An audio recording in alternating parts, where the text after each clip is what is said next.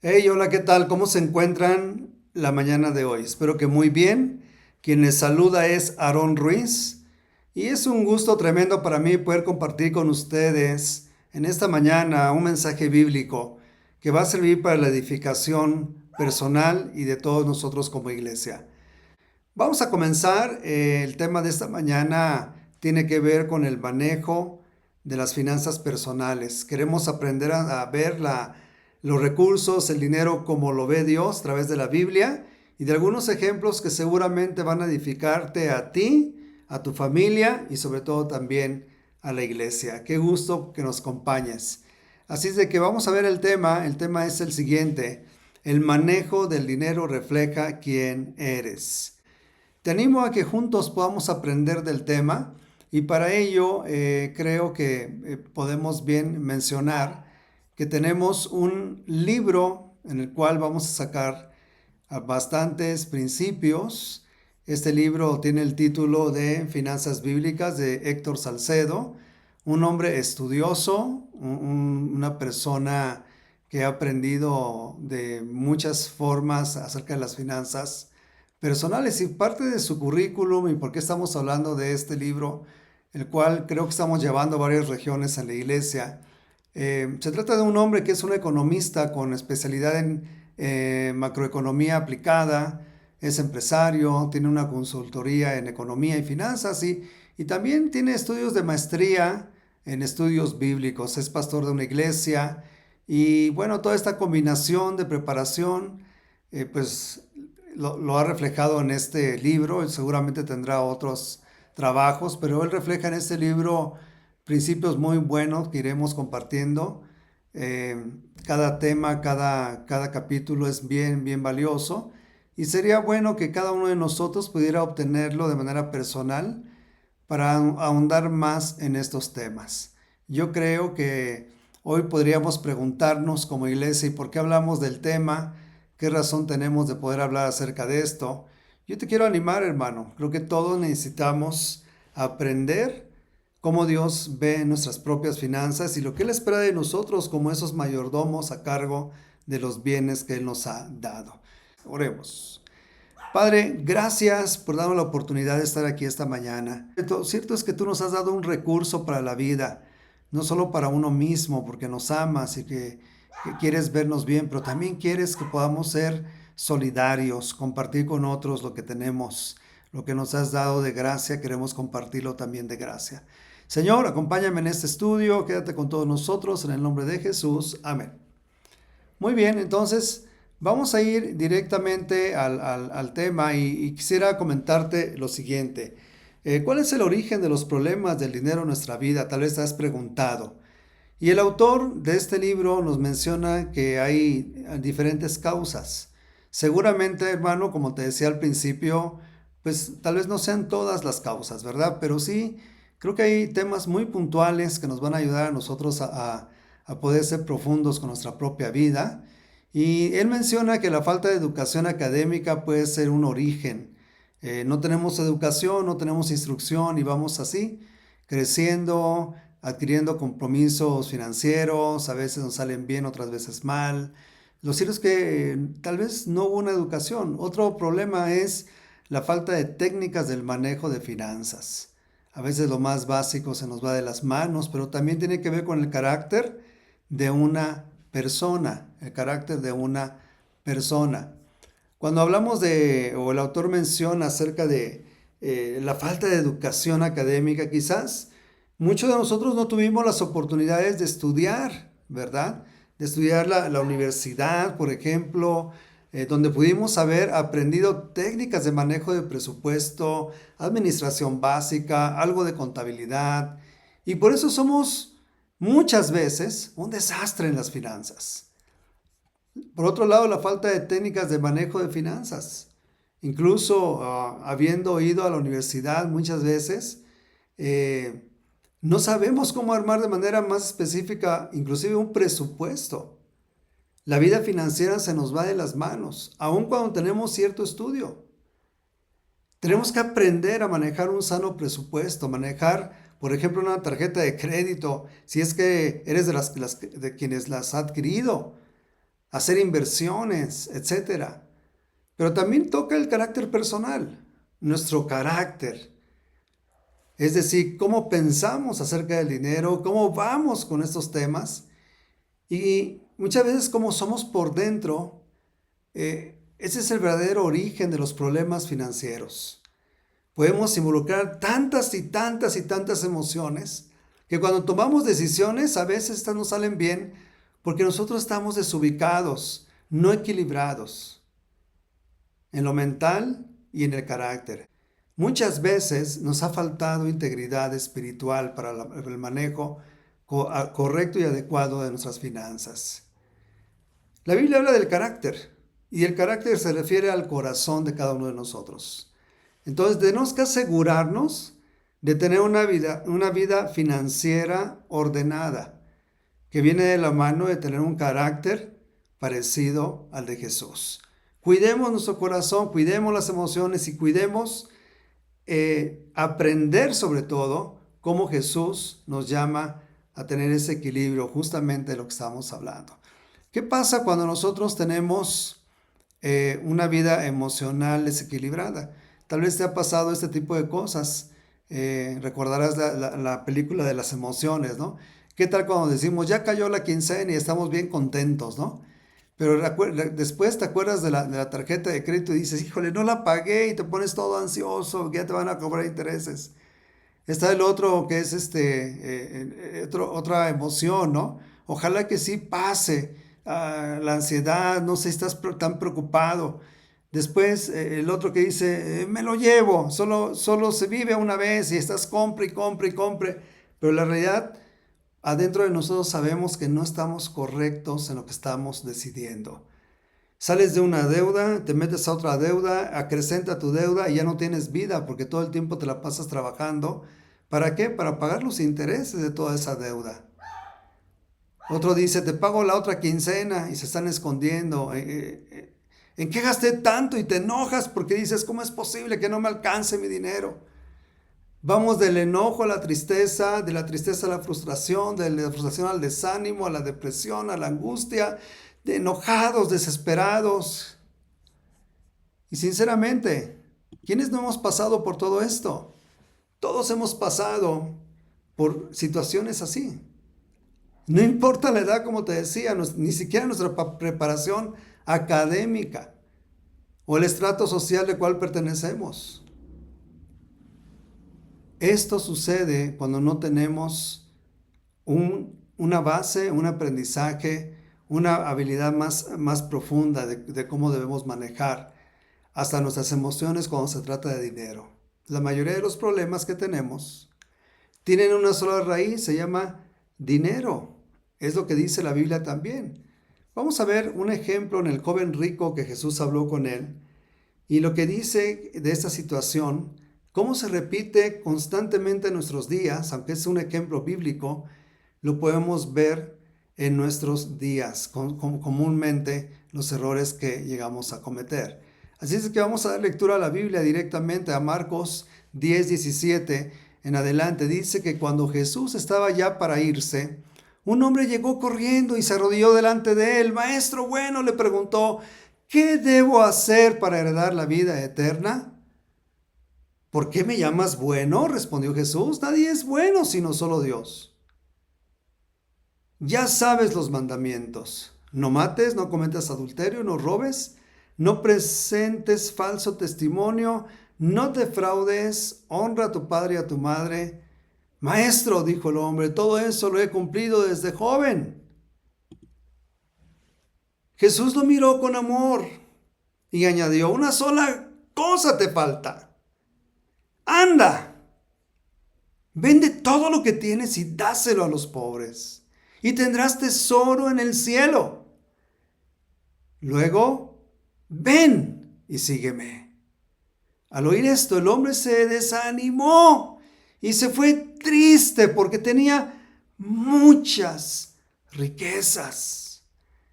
Jesús miró alrededor y comentó a sus discípulos, qué difícil es para los ricos entrar en el reino de Dios. Los discípulos se asombraron de sus palabras.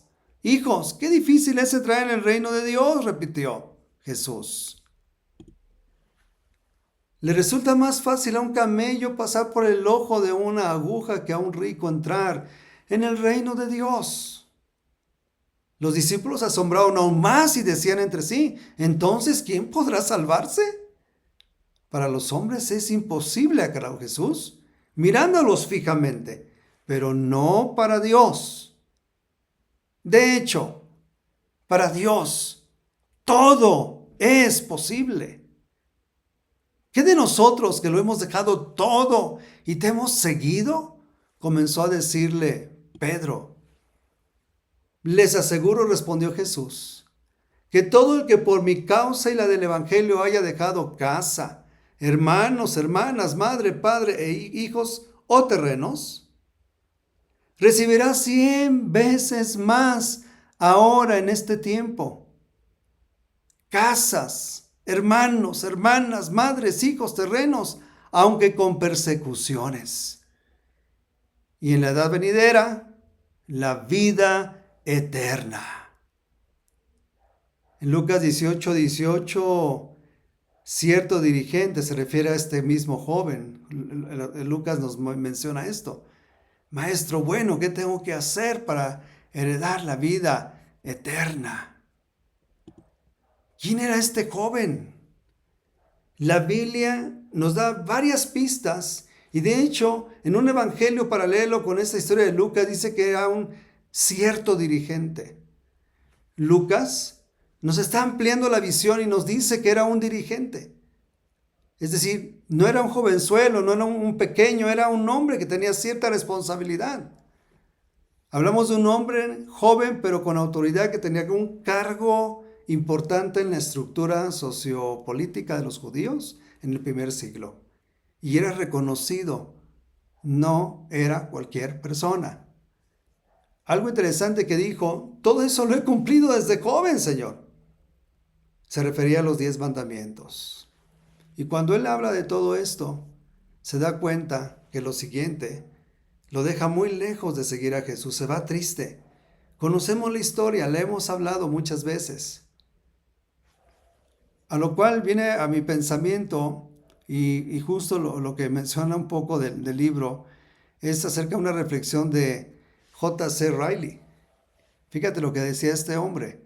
El dinero en realidad es una de las posesiones menos satisfactorias. Indudablemente quita algunas ansiedades, pero introduce tantas como quita. Hay aflicción en su búsqueda, hay ansiedad en su conversación, hay tentaciones en su utilización, hay culpa en su abuso, hay dolor en su pérdida. 2/3 partes de todas las luchas, peleas y pleitos en el mundo surgen de una sola causa: el dinero. ¿Qué tal esta reflexión? Y con lo que hemos aprendido de Jesús. Es impresionante. 2/3 partes de todos los pleitos en las familias, si esto es cierto, hoy en nuestra sociedad, en las empresas y en muchos lugares, es dinero. Alguien se quedó con dinero. Alguien no te pagó lo que te debía. Alguien te está defraudando. Alguien quiere abusar de ti. Todo tiene que ver con dinero. Y después vienen todas las emociones de las cuales hablamos. Uno se enoja, uno agarra un pleito, una desesperación, un resentimiento y angustia. Es una realidad en nuestro siglo que en México Dios, el Dios bíblico, no está siendo tomado en cuenta porque ha ocupado en el corazón y en la mente de muchas personas en la actualidad un Dios nuevo. Se llama dinero. El dinero no ha venido a tomar el lugar de los corazones en las personas. Se decía, lleva a Dios en tu corazón, lleva a Dios en tu vida, y es lo que menos quieren muchas personas. Es el problema de la sociedad. Lo que quieren llevar en sus vidas es dinero. Y aun cuando no lo reconozcamos o nos cueste trabajo reconocerlo, amigos, al dinero le has dado un trono, un culto, una adoración. Y ese es el problema de la sociedad que no camina en una relación con Dios. Una sociedad vacía, ansiosa por tener cada vez más y más. Pero no solo esto, también por lo que la Biblia nos enseña acerca del dinero, es bien radical, que podamos salir de esa trampa y que podamos realmente ver lo que Dios tiene como importante. Vamos a ver entonces este ejemplo, una vez que hemos visto lo que dice este pensador o este escritor. Tal vez por eso, recordemos, 16 de 38 parábolas de Jesús hablan de dinero.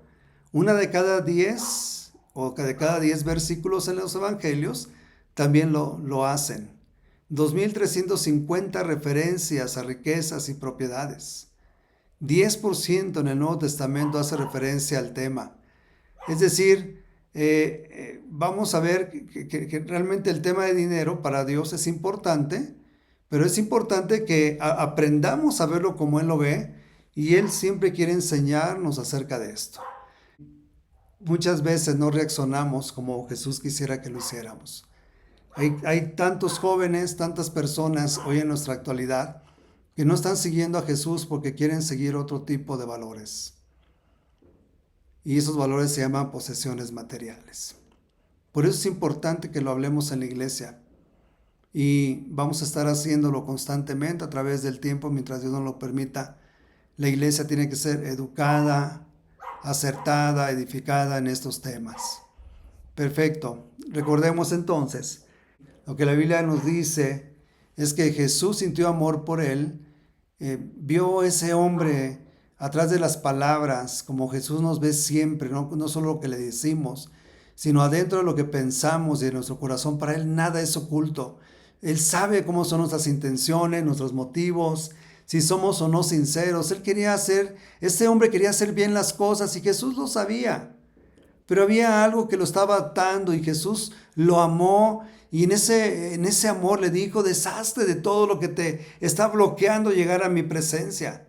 Eso era el materialismo arraigado en su ser. Jesús está tratando con ese amor material, el amor desbordado por las posesiones.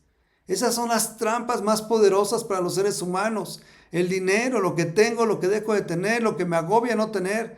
Por eso digo, qué difícil es para un rico. Se puede ser rico inclusive en cosas más profundas, las cuales te impiden llegar a Jesús. ¿Es malo ser rico materialmente? Ese no era el punto. El pecado es cuando te aferras a tus posesiones y no quieres venir a Jesús porque esto te ata. Para ti tiene más valor lo que es terrenal, lo que se acaba con el tiempo, y no lo eterno, como es seguir a Jesús. Regresemos al punto. Aparentemente el joven se veía bien por fuera, ¿cierto? Pero Cristo vio que adentro de él había un grave problema. La avaricia, el amor, el apego a lo material de una manera enferma, no saludable. Así es que todos acá pudiéramos entonces pensar que por fuera nos podemos ver buenas gentes que creemos en Dios, hablamos de Jesús, pero dentro de nosotros somos totalmente diferentes. Cuando se trata de darle a Dios, no queremos dar tal vez. Y eso es Jesús, algo que nota en nosotros. Nota que no tenemos orden financiero, que no entendemos cuál es el valor más grande, y que si ese es nuestro mayor reto, es lo que nos va a pedir a cada uno de nosotros, porque no podemos generalizar, pero sí, mucha gente hoy en día, inclusive en las iglesias, no tiene un corazón para dar. Porque están aferrados a todo lo material, y eso es simplemente perderte. Aprendamos de nuestro Señor. Muchos de los discípulos anhelamos tener una cercanía a Dios, llegar a la eternidad, y somos capaces de dejar muchas cosas, pero algo que no queremos dejar nos puede impedir llegar hasta Jesús.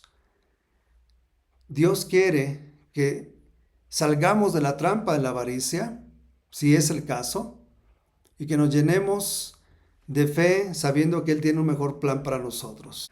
Dice Lucas 12:15, y luego dijo: tengan cuidado con toda clase de avaricia, la vida no se mide por cuánto tienen.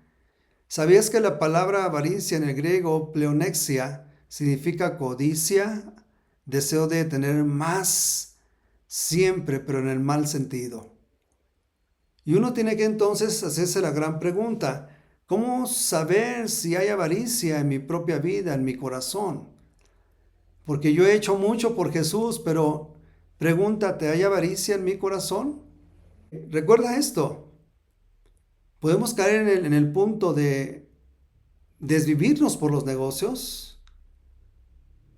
Tristemente, alguien que vive en la avaricia evade impuestos y con tal de vender hacemos hasta lo que sea para convencer a la gente con tal de beneficiarnos nosotros.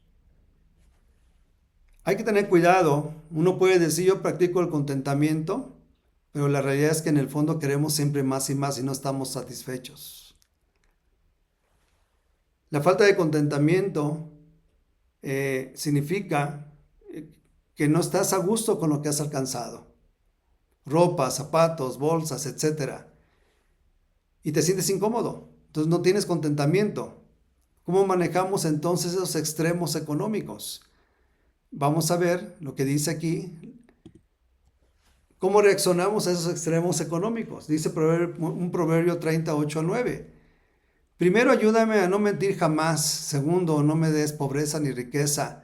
Dame solo lo suficiente para satisfacer mis necesidades, pues si me hago rico podría negarte y decir, ¿quién es el Señor? Y si soy demasiado pobre podría robar y así ofender el santo nombre de Dios. Seguramente lo has escuchado. Ayúdame a no mentir jamás. Segundo, no me des pobreza ni riqueza. Está hablando el autor aquí en Proverbios, que está consciente de su debilidad.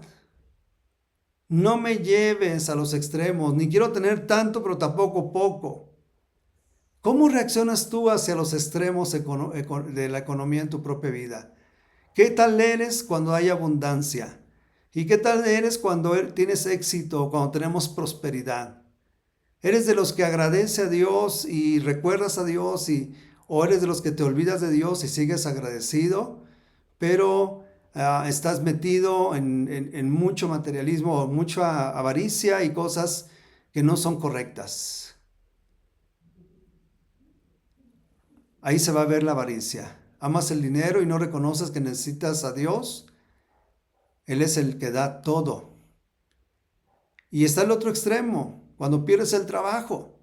No te pagaron lo que tenían que pagarte. Tienes necesidad económica, generas deudas. ¿Y cómo reaccionas con Dios? Con quejas, con reclamos, reniegas, te alejas, te resientes. También se ve la avaricia. Así que seas pobre o rico, con dinero o no, puede ser que estés practicando la avaricia. Y realmente esto yo estoy seguro que puede incomodarnos, pero pensemos en lo siguiente. ¿Cómo saber si hay avaricia, pleonexia en mi corazón? Tal vez algunos ejemplos muy prácticos. Nos gusta ostentar lo que tenemos o hacemos. Andamos en una falsa seguridad de presunción. Cuando estamos practicando redes sociales, por ejemplo, hay redes sociales donde podemos presumir, ostentar, estamos buscando la aprobación de todo el mundo y hay muchos que van a un buen restaurante y estamos fotografiando la comida, los viajes, las compras. Veamos algo que es muy interesante. Todo este tipo de acciones puede incomodarnos, pero piensa en esto. ¿Cuál es el punto de lo que queremos decir? ¿Eres de los que te gusta ostentar? ¿De los que quieres exhibir todo lo que haces? Mira, esta persona hasta se mete en las fauces de un cocodrilo, ¿no? O la selfimanía, que todo el tiempo estás queriendo mirarte, ponerte un filtro y extenderle al mundo todo lo que eres, lo que tienes, lo fantástico que es tu vida. Cuidado, porque puede haber mucho ahí que no es tan real, ¿verdad? Yo hablo de los extremos. No es que sea pecaminoso, pero sí es a los extremos. Si quieres revelar algo o reflejar algo que no es ahí donde puede estar tu vanidad y el pecado. Dicen 6 cosas que comparten las redes sociales de personas con baja autoestima. Repito, son estudios que se hacen y que están y tú los encuentras en todos lados. Este tipo de personas comparten su ubicación, es decir, quiero que sepas dónde estoy viajando, que todo el mundo se entere. Las fotos del gimnasio donde yo estoy, muchos presumen los más costosos, los más elegantes, los más visuales. Pues parte de este lenguaje en el internet, fotos de tus comidas, presumir tus compras, fotos de tu auto, múltiples selfies y por todos lados, y a veces ya no medimos. Según especialistas, esto revela una necesidad emocional en la persona de querer aprobación, porque maneja una estima baja, una necesidad de sentirse valorado. Ojo, jóvenes, no estamos diciendo que esto sea necesariamente del mal y que todo está torcido, no. No quiero ir a los extremos ni siquiera en lo que estoy diciendo, pero tienes que buscar equilibrio en tu vida. Hoy el número de likes no significa nada, no te va a dar más valor ni mayor identidad. Hay que pensar en Jesús, hay que pensar en Dios. Somos creación de Él, entonces reflexionemos. ¿Cómo estamos en este tipo de cosas? Porque al final lo que puede estar revelando en alguna parte de tu vida es avaricia, es querer tener algo a costa de quien sea, por quien sea. ¿Cómo saber si hay avaricia en mi corazón? Hay gente que le cuesta dar y ser generosos. Cuando nos cuesta dar a Dios, a su iglesia, a los pobres, a la familia, a la escuela de los hijos, a las necesidades de los hijos, revela que tienes un problema con la avaricia. Y eso es el punto. Es bien sencillo. ¿Tienes ese problema o no? Y hay que trabajar en ello para tener una vida financiera ordenada, equilibrada, basada en los principios bíblicos. El hombre de nuestra historia, al cual hablamos al inicio, el joven rico, llegó con un gran deseo de obtener la vida eterna, pero se fue triste. Entonces tenemos que llegar a las conclusiones. ¿Cómo acaba Jesús esta historia? Dice en Marcos 10:28, ¿qué de nosotros que lo hemos dejado todo y te hemos seguido? Comenzó a decirle Pedro. Les aseguro, respondió Jesús, que todo el que por mi causa y la del Evangelio haya dejado casa. Y vemos todo aquí, ¿verdad? Hermanos, hermanas, padres, hijos terrenos, aunque con persecuciones en la edad venidera, la vida eterna. Queridos hermanos y amigos, los discípulos se asombraban más y más y se preguntaron, ¿quién se va a salvar? Pero aquí hay dos cosas claves. Lo que es imposible para el hombre no lo es para Dios. Dios puede cambiar cualquier corazón avaro y amante del dinero en un corazón generoso, dadivoso, amable y sobre todo desprendido. Esta es una buena noticia para todos nosotros. La segunda noticia que reclama Pedro, ¿qué de nosotros que hemos dejado todo por seguirte, Jesús? Jesús no se enojó por el reclamo y dijo una de las verdades más animantes para un discípulo. Lo que hayas tú dejado por mi causa, lo recibirás 100 veces más y sobre todo en la vida venidera. Vale la pena sacrificar, dejar nuestro corazón avaricioso, el amor al dinero. Hay que dejarlo a un lado por el amor a Cristo. Cada vez que tú decides sacrificar algo por su causa, ten la seguridad que Él te va a recompensar 100 veces más.